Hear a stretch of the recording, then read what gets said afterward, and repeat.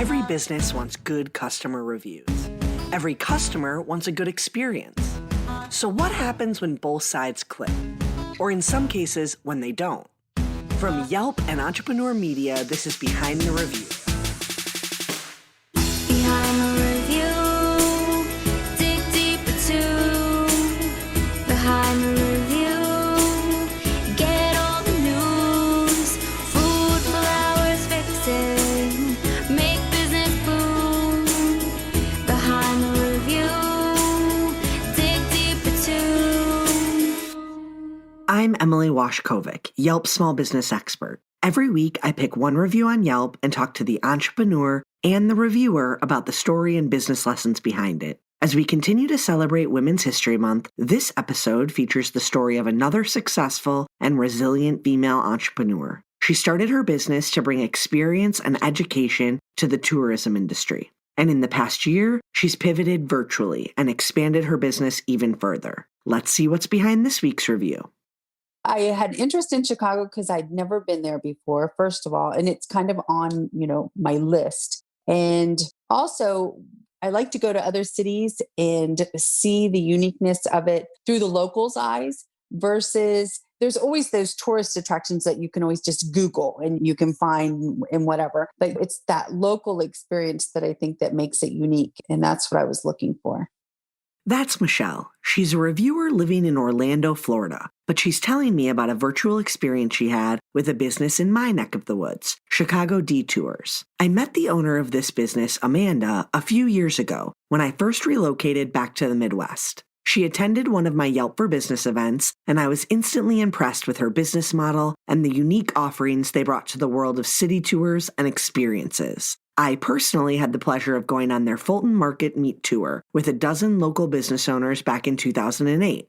The tour was such an experience. We learned all about the development of Chicago's meatpacking district and how it's evolved from a place of warehouses and production to its current state, a destination in the city housing restaurants, offices, and local businesses. The differentiating factor in the tour was the guide and the history being shared. We weren't simply stopping in places, grabbing a bite to eat, and continuing on. We were learning about local places and hearing tales of rarely shared history. The pivots they have made since the beginning of the pandemic have been extraordinary. A business built on leading people around the city in person has now shifted entirely online and is somehow still creating the connections and excitement they generated in person, but through Zoom. Let's hear Michelle's review. Okay. As a food tour enthusiast, I was not sure how a virtual tour could compare. From the host to the amazing stories behind the city, I cannot wait to spend some time in Chicago exploring. I'm super excited to participate in their other tours because it left me wanting to learn more. Price for admission is definitely worth the amount of knowledge that was shared, and kudos to your team for putting together a great presentation. Being someone who experienced Chicago Detours in person, I read Michelle's review and knew that their expertise and differentiating factor had translated through to their new virtual offerings. Here's owner Amanda sharing how Chicago Detours came to be and what her initial goal was in starting the business. I started Chicago Detours in 2010. I had been working in travel for about a decade, and I was in love with the city of Chicago and most of all wanted to offer a way for people to explore the city that was a little bit of an alternative from your standard mass tourism. So I founded the company with a mission to bring specifically curious people to explore stories and places that locals don't even know. The hidden areas can either be somewhere that a tourist or a local might not normally end up, or it can also be right in the heart of the tourist area. We would share unique angles on stories of famous sites, the kind of forgotten histories behind these famous places. Designed so many different tours. A lot of them would incorporate food and the story of food. Some of them might have drinks. We would always make them interactive on some level, so that it wasn't just a person with a giant flag and sign and people kind of following them around like lemmings. It was really a much more personal and authentic kind of experience of Chicago. So much goes into these historical and engaging experiences. Much of what the Chicago Detours guides share is not information you could find online. It's not the commonly known stories behind a city or a business's history. And the creation of the tour in their explorative way pre-pandemic allowed them to give a more engaging experience now that they're on Zoom. So I think that we really create an exciting connection between the viewers and the locations and the stories behind the locations that we tell through a few different ways. We like to often, what I would do when telling the stories of historic bars and restaurants and everything, I of course would contact the owners themselves. And I just ask lots of questions and try to figure out where the story is. What are also the visual aspects of the site that tie in with those stories so that I can be sharing the images and be able to say, here's this painting at Simon's Tavern in Andersonville, and you can see Simon himself in the painting. Kind of fun little details like that. And so it's sharing the kind of stories that I think often small business owners don't realize that people want to hear about, and the kind of stories that haven't necessarily been written about and that, you're not going to find from a tour guidebook or a social media post so easily, the different ways that people search for information now when they travel. So we kind of like to look at ourselves as detectives, and we go hunting for good stories. And that could be from an idea that came from an academic article to a history book, to a video, to talking to the people who have really lived that history. Creating a memorable and engaging tour experience has so many more components than I thought. Amanda didn't start this business by researching famous landmarks online and putting together packets of factoids for her employees to memorize. She connects with local business owners and hears their personal stories, going a layer deeper and putting together various resources to give texture and color to the stories that they're sharing. It's not a presentation of Wikipedia facts. It's an expression of a city's history through small business stories and hidden walking paths. Since so much of Amanda's success comes from telling great stories of local businesses, I asked for her advice when it comes to how business owners can best tell their own stories. I love this question. So every business has a story to tell, and you need to start out with the basics. A story has to have characters, a setting, and there has to be some sort of a conflict to really make it into a good story. And I think that people love hearing the behind the scenes, the real story that goes on. So I think historically it would be like, no, we're a professional business and here's pictures of our perfect restaurant and everything.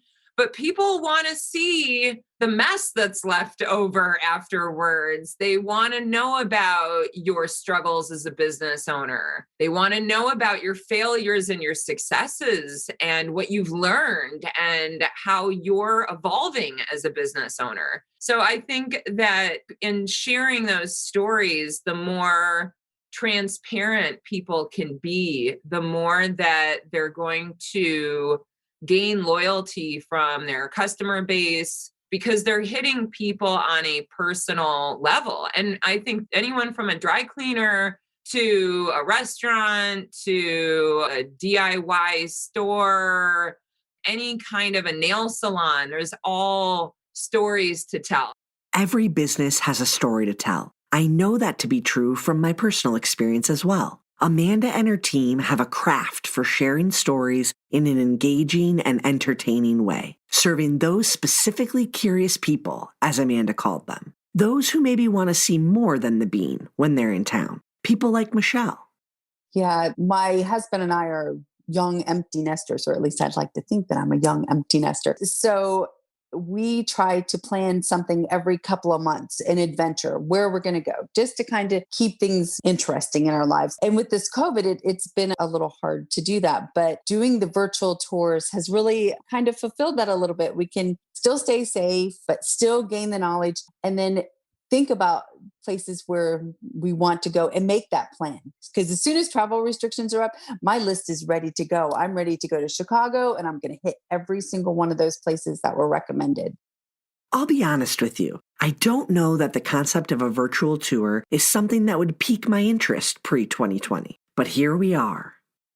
So March of 2020, of course, a surprise for us all. Our first inclination was we're all going to be online and we're all going to be looking for diversions from the extreme situation that we were in. And what we had to offer as tour guides is stories about Chicago, and people were cooped up in their homes and not aware if they really could leave and what you could do. And so we just started.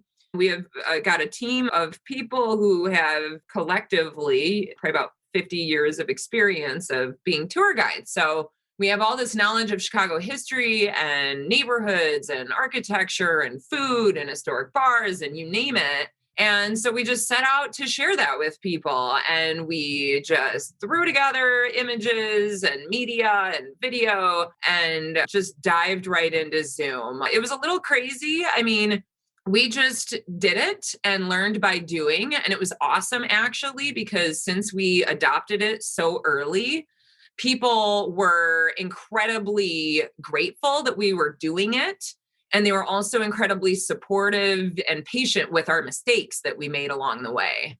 In the midst of chaos, Amanda leaned into what she knew her business did best: tell great stories about a place people love. As Amanda suspected, people like Michelle were looking for diversions and distractions in those early days and weeks of COVID. But her business has sustained beyond those early days because of the high-quality product they're presenting. They've been able to reach a global audience and have opened up a revenue stream that they will maintain even after the pandemic eases. Being forced to upend everything they knew about in-person tours created a virtual option that increased their customer base to remote corporate groups, universities, or even just family and friends who can't be together physically. Chicago Detours isn't just Amanda. Like she mentioned, her team combined has probably over 50 years of experience in the industry. I asked her about that process and how she's been able to find tour guides that meet her standards for the types of experiences she researches and creates for clients. It's absolutely been a challenge to find people who balance both the knowledge that they have of Chicago history and architecture with a passion and a love for sharing it with others. And so we've always hired people who have background as educators and not necessarily entertainment or, comedians. Like historically, a lot of tour guides would come from that path. But definitely, we're fun people. But yeah, we really looked for people who had background as educators who can explain, make high-level concepts be something simple and accessible for people, who can make learning interesting and fun, and who really know their stuff. So I created an entire training program. I believe it's the most rigorous tour guide training in the city, in that it had more to do with really being a good tour guide, which is a blend of knowledge, presentation skills, interpersonal skills, customer service, attention to detail, and more of that than just learning facts about architecture, let's say. So I've managed to really be able to bring on who I think has been the most awesome team of tour guides in the city. Amanda has grown her team over the years through a set of desired qualities she's looking for when she's hiring, as well as a training program that helps develop and educate her employees once they're on board. The personality to not only have knowledge about the city of Chicago, but an interest in sharing that knowledge with others. Because her team was built with these values in mind, the company's transition to virtual experiences was well received by customers digitally as well. I feel like they're very knowledgeable. The history that they provided, it was stuff that I had never heard before. And it wasn't something that you could just go online and find out. You had to physically live there, physically have to be involved in that community to know that knowledge. And that's what I think is kind of cool. They make it interactive. You're allowed to ask questions. The question asking is really what's kind of fun about it. And then you get involved with them and then you ask questions and they're like, oh, I know the answer to that, but I didn't think that that would be important to anyone, but it is. So that's kind of fun. So if they offered something else or if they have other tours, I would like to see what they can bestow upon me. So I look like I have that kind of knowledge too when I get there. I've never been there, but hey, if you're going with me, I've been on that tour. So let me show you around, so that's what I like. If you go look at the reviews for Chicago Detours, you'll notice these same themes mentioned throughout. From pre-pandemic to current day, people are connected to the unique and local experiences shared through small business stories. Amanda looks at reviews to ensure these patterns are being felt consistently by customers. She also shared with me some insights she's found in her years of engaging with her online reviews.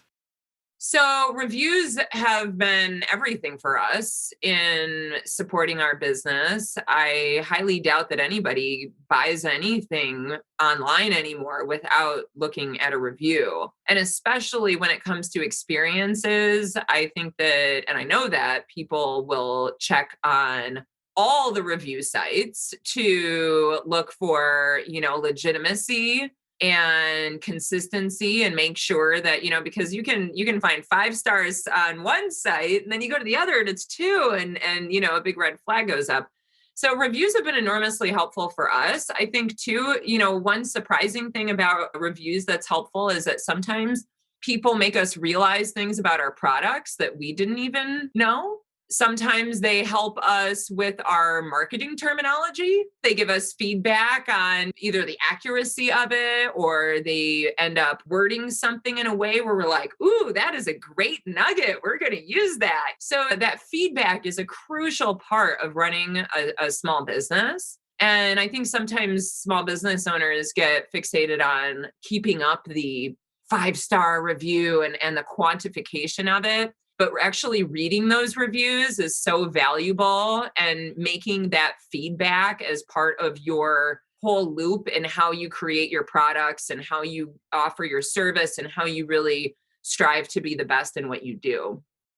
To pause and ask yourself if there is any insight you can possibly take from a review, good or bad. To especially look at critical reviews or reviews with feedback as a chance to understand your business from the consumer's perspective. Contrary to popular belief, reviewers are sharing their positive experiences far more than their negative ones on Yelp. Here's Michelle sharing why she specifically has written an overwhelming amount of positive reviews. I feel like there's enough negativity in the world that I try to be positive. So if there's a local business or there's something that I really enjoy that I feel like other people would enjoy, I review it. It's one of those things, if you don't have anything nice to say, don't say anything at all. So I try not to do any negative reviews because who does that serve? My taste may not be the same as somebody else's taste, but if it is, it's worth putting it out there, hoping that someone else will have the same experience that I've had. To close out, I wanted to let Amanda share some of her experiences as a female entrepreneur. So I got into being an entrepreneur because I couldn't imagine doing anything else, really. I mean, it was just what I had to do. And I never really thought a ton initially about being a female entrepreneur. It's kind of been over time that I've started to understand better what it means to be a female entrepreneur. And I think that there is an element of collaboration that is very innate for women, that is a part of being a business owner that I think has helped in my success. The exciting thing for me is that as there are more female entrepreneurs, it builds on itself. And those women connect with other women and support one another. And I think it's a very exciting future for female entrepreneurs. And that concludes our episode. Be sure to subscribe so you get new episodes every Thursday. I hope you enjoyed it and were able to take a thing or two away to implement in your own life. Whether it's a new idea that you can bring back to your business or a fresh perspective on how to be a positive influence as a consumer, we share these stories to inspire and create more meaningful connections in your local community. For more information about today's business or to connect with me, check out the show notes. Behind the review, dig deeper too. Behind the review, get all the news. Food, flowers, fixing, make business boom. Behind the review, dig deeper too. This episode featured conversations with Amanda Scotese, the owner of Chicago Detours, and Michelle R., an Orlando reviewer who experienced Chicago virtually. To learn more about the episode, check out the episode blog post. Don't forget to subscribe so you get an alert each Thursday when a new episode comes out. To claim your own Yelp business page and start engaging with consumers, visit business.yelp.com. Our theme song is performed by Ali Schwartz and produced by Robbie G. of Messerol Sound. The show was produced and edited by Entrepreneur Media.